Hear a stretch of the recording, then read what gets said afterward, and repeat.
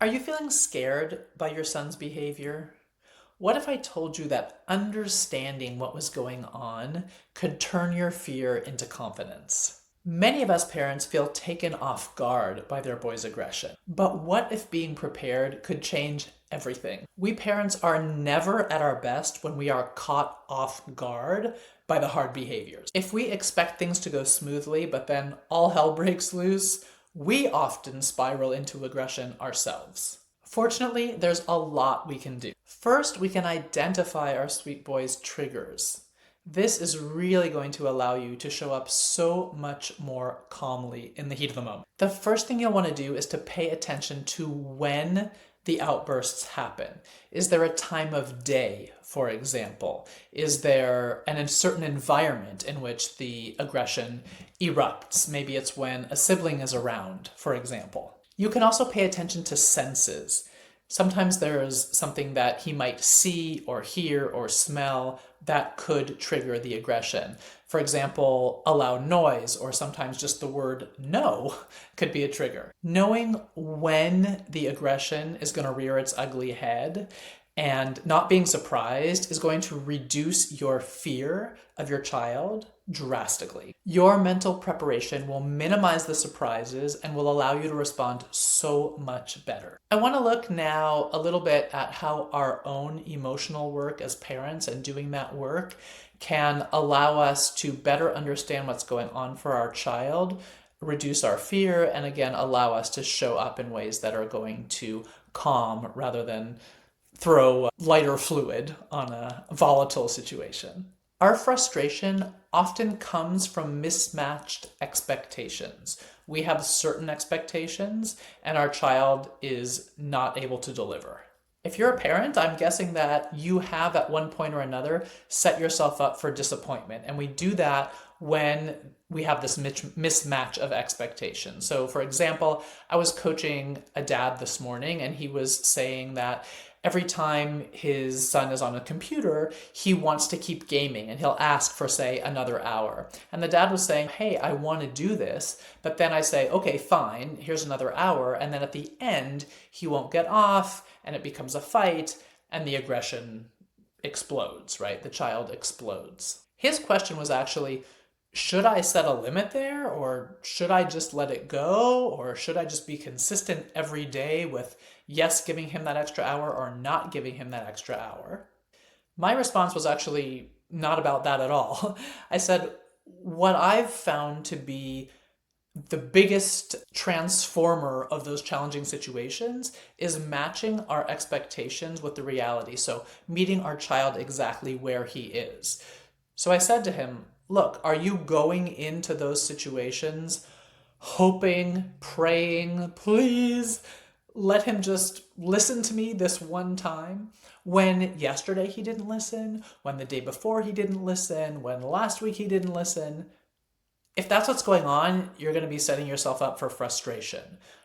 But if you can sit with me now and say, okay, Tasha, every time tech gets turned off, my boy gets aggressive. He doesn't want to turn it off. It is a hard transition for him. He doesn't just listen and turn it off and move on to the next thing. Then you can make a plan for what you're going to do in that situation. And part of that plan is going to be realizing that you can bring that limit, but you can't control how your sweet boy feels about that limit. And so he might very well be upset, and that's okay. I hear often from parents things like, he's 8, he should be able to do this. Or he's 2 or 5 or 15, he should be able to do this, whatever the thing is. And my response is always, should is kind of a bad word.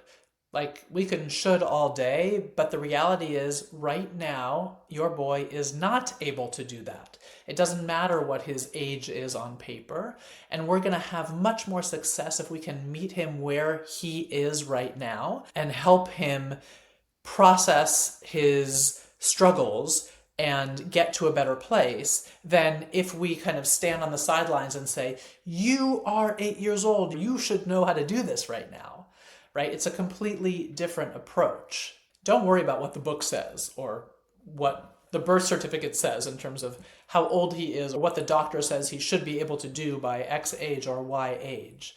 let's just parent the child that you have in front of you right now. He's perfect just the way he is.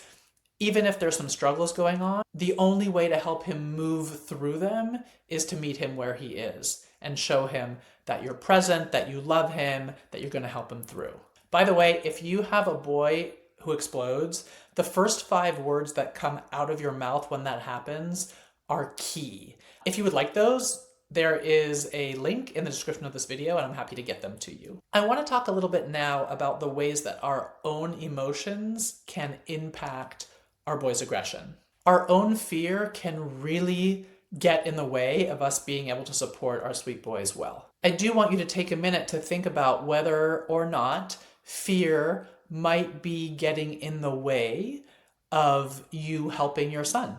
Are there ways in which fear is dictating how you respond to him? If you are thinking or saying things like, I can't handle him, I don't know what's wrong with him, oh my God, if he's like this at 5, what is he going to be like at 15? That's fear.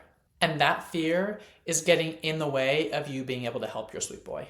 Digging into your own emotions is going to shed some light on where that fear is coming from. And I encourage you to dive in and figure that out so you can break that cycle of anger. It's also really important to realize that more likely than not, a lot of your sweet boy's aggression is simply fear in disguise.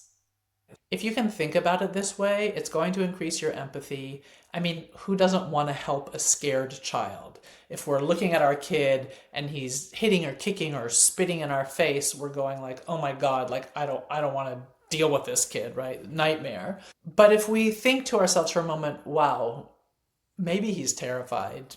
I don't know what's going on here, but my heart goes out to him. We are calmer and we have more of a desire to connect and help. Your ability to remain calm reassures your sweet boy, and he needs you to be his anchor when he's reeling. I want to talk for a minute now about reinforcing your relationship with your son. Your son's aggressive behaviors can actually make him feel scared as well. Wouldn't it be amazing if your calmness could soothe both your fears? I like to use an airplane analogy. I fly a lot because I love to travel, but I am terrified of turbulence, and this, as you can imagine, is a problem. So what do? I use the flight attendants. If there is turbulence, you can be sure I'm sweating, I'm scared, and I'm looking towards the flight attendant. If I see that flight attendant sort of jiggling and asking the passenger if she would like some sugar in her coffee with a little jiggle, the message that I'm getting is, okay, we're safe. She's calm. I must be safe. I can calm enough to access some of those strategies that I have developed to be able to calm myself because I'm not spiraling down into fear. But if I look towards that flight attendant when the turbulence is bouncing me around and they're scared, you can be sure that I am going to spiral down into absolute terror. It's going to be a bad scene. It's going to be a bad scene for sure. So what do we do about these fears? Often our kids who struggle with aggression, they have a lot of fears and they're rigid and they need things a certain way. Actively engaging with your son will foster connection that he's going to be able to take with him into more challenging situations. That could look like one-on-one time that you spend with him where he gets to lead and just do whatever he wants to do and you follow. Whatever he says, whatever he asks of you, that's what you do. Lots of rough and tumble play also is a big booster of confidence for our sweet boys. Plus, it's fun. Parents often go in thinking, oh, I don't really feel like doing this. But not only does it help their kid, it also helps them feel closer to their kid. It's also important to remain calm and show that you are not scared in the heat of the moment. And the things I mentioned earlier in this video are going to be what allows you to do that. But that is also going to have a huge effect on the aggression in real time. Just like with the flight attendant analogy, if your sweet boy is very scared about whatever, and you might not know what it is, or you might think it's a ridiculous thing to be scared about, but whatever it is, if he's feeling scared and he looks to you and you're not in that place of like, oh my God, what did I do to raise this monster or what's going to be in 5 years if this is what life looks like now, if you don't go to that place and you're cool and calm and confident, he's going to borrow that energy from you, and things are going to be able to calm much, much more quickly. Don't forget, if you're here, you probably do have those outbursts from your kid, and those first 5 words that you say when that outburst starts are going to change the trajectory of the upset. So if you want them, there's a link in the description of this video.